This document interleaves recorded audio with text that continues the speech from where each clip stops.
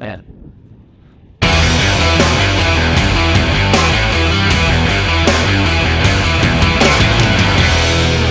Moab is Moab, man. It's always a good time when you're in Moab. All right, my name is Pat. I'm with Off Pavement. This is our 56 Willys pickup truck. We've affectionately named it the Evil Willys. It is sitting on a TJ Wrangler frame, but we're here today because of the wheels. We're running Threat. These are the Maze 601 forged wheel, and we're here to just kind of talk about that a little bit today. The truck sits on a TJ frame as an LS power plant. We're running Milestar tires. We have a Skyjacker suspension. We've come along and gotten a lot of partners to help us with this build, and I couldn't be more gratitude and humble to have people so interested in this build. Well, we're in the middle of Easter Jeep Safari. It's the middle of the week. This is, I think, my wife and I were talking today, this is our 8th trip to Easter Jeep Safari. It's about trail riding, and it's a lot about camaraderie with our fellow Jeepers and off-roaders. We're like one big family, and it's nice because I always tell her we get to see our friends that we know from different parts of the country. We all seem to kind of culminate here once a year during Easter, and here in Moab and Easter Jeep Week. I think my start in off-roading was at an early age, about 14. I had a friend that had a sandrail, a Volkswagen-powered sandrail, and I learned to drive at that early age, at 14, driving around the sand dunes of Glamis in California. I think when you experience something like off-roading, or whatever that may be, whether it's racing, off-roading, rock crawling, there's a certain component to it that either grabs you or doesn't grab you. And I think that a lot of that is the freedom that you have when you get behind the wheel and you're out in a place like Moab or somewhere else around the country, and you get that taste of the dirt, so to speak, of it, like a cliche, and you can't get it out of your blood. It just becomes part of you, I think. When we started to look at other builds, we wanted to do something different than our XJ that we have. We wanted to kind of step things up a little bit. We looked at a couple of the modern platforms. I think the JL was just coming out from Jeep, but not to, look down on the Jeeps. We wanted something that was unique, and that was really what it was. I think going back to a young age is kind of when I got bit by the off-road bug. I grew up in Southern California, and a friend of mine, his father had a couple of sandrails, Volkswagen-powered sandrails, and we used to go to the dunes in Glamis, California. And I think that's kind of how and what I was drawn to off-road was that. And I think that came from being at a young age and feeling, even though it was a Volkswagen, feeling that horsepower and going out and just having that freedom to go out and just play in the dirt and have a good time. The 56 Willys was something that was really unique to me. It was something that, as I find out after this build, and this is all in hindsight, a lot of people had these in their family at some point in time on a farm or whatever it was. And my initial goal with this was to have what I called a farm truck with a rock crawler chassis underneath it. And I kind of hope we achieved that. I think we did. We spent a lot of time, about 18 months, building this truck. We have a lot of unique features under the truck, but the sheet metal, we tried to keep and maintain that farm truck look, so to speak. We'd come home in the evenings and work on it till about 10 o'clock at night, and then I would spend probably another 2 or 3 hours after the neighbors were done listening to me cut, grinding, and welding all night long. We'd be on the internet sourcing out parts to try and piece this thing together. And that goal with the piecing things together was we wanted to find things that if we had an issue somewhere, we could roll into a local parts store and buy that part and get back out on the trail. The truck has evolved a little bit. I know people have asked me, is it done? I don't think an off-road vehicle is ever done. I think it's always going to evolve. to some degree, and you're always going to make some changes. We've done just that. We've made some upgrades to our steering through PSC. We've made upgrades to our wheels.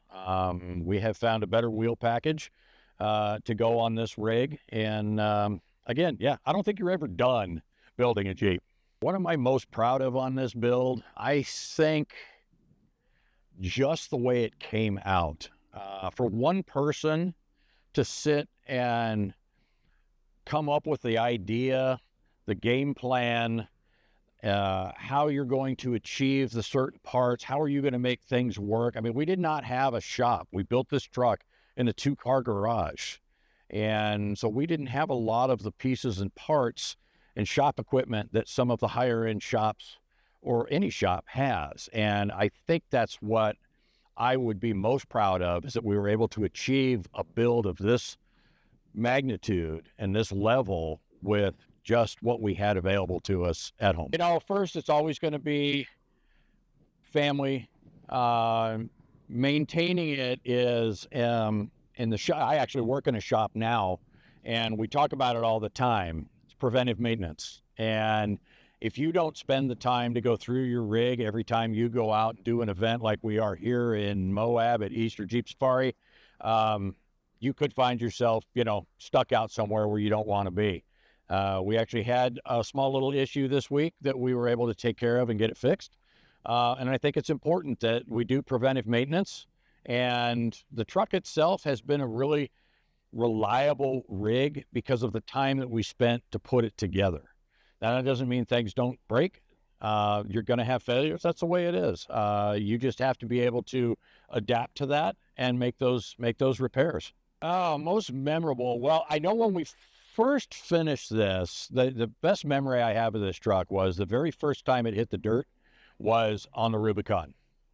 And at the time we were living in Southern California, and we decided that we're done. We want to take it out and really test it. And I couldn't think of a better place to go do that than the Rubicon Trail in Northern California. And we were able to get through that trail because of some other issues that were happening with another rig that was with us. We were able to complete that trail in one day. We hit the trail at 6 a.m. We were off by 7 p.m. that night. And I had one problem with that truck, and we broke a shock mount. Oh, yeah. How do you feel when you're driving this truck?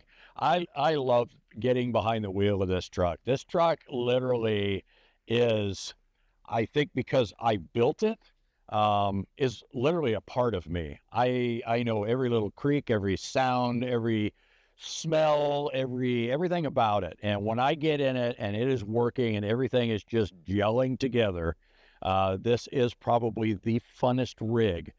And the other aspect of that is when you're out with a group of people and they see what this truck is doing, it puts a smile on my face. It really, really does. It was definitely a fun project, and it's a fun rig to be behind the wheel of. You know, we've had the opportunity, if I think about an impact on our Jeep life and life in general, we've had the opportunity to do some events with other magazines and other associations, and we meet people from all over the country on these events.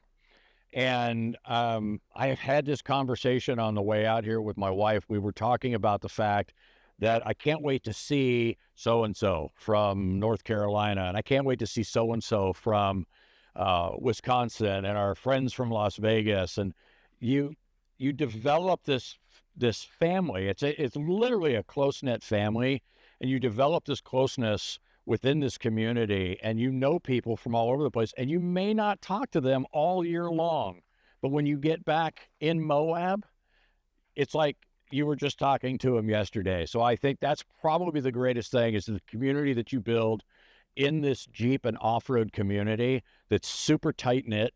And you just, yeah, I mean, it is really a great experience to be a part of this community. If I was going to give some advice to somebody about building a crawler or any off-road vehicle, do your research and don't go so far out of your limits and capabilities that you become frustrated with it and give up on it. I was fortunate enough that I had enough experience that I could follow through on this build on my own. If you don't have the capacity or the knowledge, ask somebody. There are plenty of people that are willing to help out, give advice, do some research. There's enough forums out there. Get involved in the community if you're not already involved in it, and just talk to people. People are always willing to give advice. People are always willing to help. And that's another great thing about this community. If you have a failure or a breakdown or something, somebody's going to be there, and everybody's going to have a tool in hand to see how they can help you get back on the trail. If my rig had a personality, probably its personality would be, why am I still in the garage? And why aren't we out wheeling? And I need to get out in the rocks. That would be the personality. Where we live in St. George, I am 20 minutes from my front door to the rocks. And I think we are out almost every weekend wheeling this thing on some different level of trail. But I can tell you that if we're not, I bet you this truck is probably sitting in the garage going, where's he going today? I think if I was going to build something else or even upgrade this one, I know that we're talking about some upgrades coming up with this suspension-wise. But in all honesty, I think if I was to build something else and take it out and run it, this girl right here would be super jealous. And I don't think I could do that. I'm not that kind of guy. We've been really fortunate to be a part of this community. We have enjoyed it thoroughly. We have had a lot of help from a lot of people. And by help, that's anything from advice to product to whatever it may be.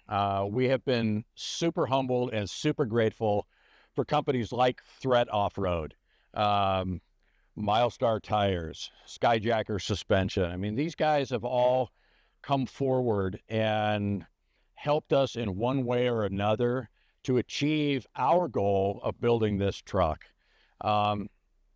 We get to come out to places like Moab. We get to come out to places and do events like Easter Jeep Safari. If you've never been to Easter Jeep Safari, I highly recommend it. If it's something that's been on your bucket list, then I say do it. Sign up next year, get on some trails, and come out here and just have a good time and expand that community and expand that family.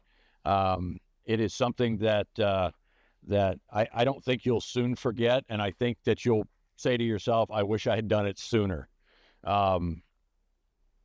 We just have a great time every time we're out here. Our Instagram has been, I think, a part of what we do for a long time. If you're looking to learn more about the truck and learn more about Threat Wheels, you can always go to their website, or you can follow us on our Instagram channel. It's Off Pavement. It's OFFPVMT. You can find us on Instagram. Follow us. Message us. I'm happy to answer any questions you may have. And if you've got questions about the wheels, ask me about them. I'll be happy to tell you all about them.